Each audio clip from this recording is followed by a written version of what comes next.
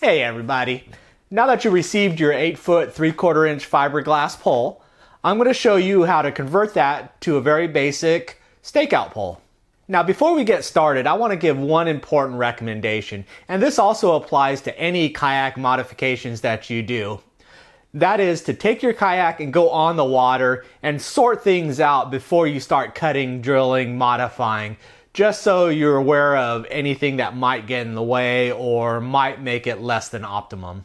In this case, I'm going to say to leave the 8-foot length as it is first. Now, although many people might say, oh, you just need a 6-foot or you just need a 5-foot.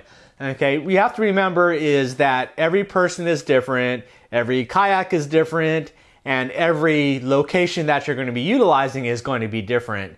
So you really want to think it through. So my best suggestion in regards to the length, leave it at 8 foot, build it the way we're going to, and you can easily cut it and redo the tip quick and easy, so it's no big deal once you determine that maybe you want to go to 7 foot, 6 foot, 5 foot, or so on. For our build, there's many different ways you can modify it. For the handle side, you can go as far as nothing and just leave it as is. The fiberglass pole comes with a shielded coating with it, a smooth coating that will prevent any slivers or anything to worry about in that regard. So it's ready to go just as it is once you sharpen the tip. Another quick and easy is to buy a single bicycle handle grip. And if you find one that fits for a 1/2 inch to 3/4 inch, it'll slide right on and you're pretty much good to go. In today's build, we're actually going to make a standard T-handle using some PVC piping from your local hardware store. And we're going to insert that T, put some stop screws in the base, and then add some little handle extensions to make it just a little bit wider. For our handle build, we're just going to use some standard PVC pieces. This is a T. I think they're considered 1/2 inch. I'll put a picture and the SKU number for Home Depot where you can pick these up.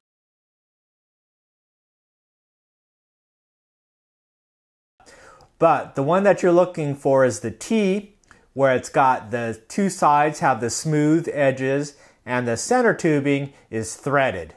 And if you take your pole with you or you measure it, the pole won't quite slip onto the threaded portion.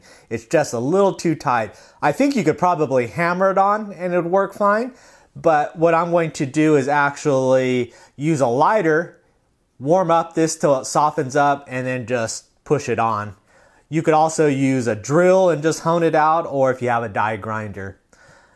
Once that is on, then I've got these stainless steel screws. If you're in salt water, make sure it's stainless, otherwise it makes a rusty mess. And I'm just going to put one on each side. It's not going to go all the way through, and that is just going to be basically set screws to help prevent it from pulling out.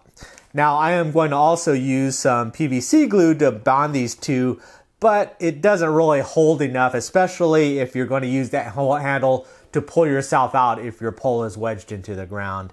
And to extend the hand out just a little bit longer, I've got these two little pieces of PVC I just cut off of a regular length, and those will insert in, and that'll give me a little bit of a width.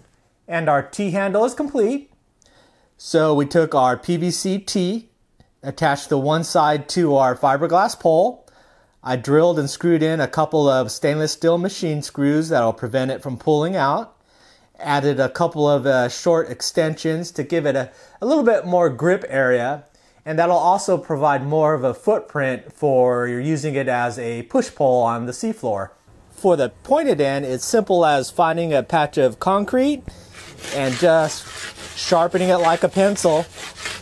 Just keep working it around in a circle and scrape it along the concrete until you get the desired point that you want.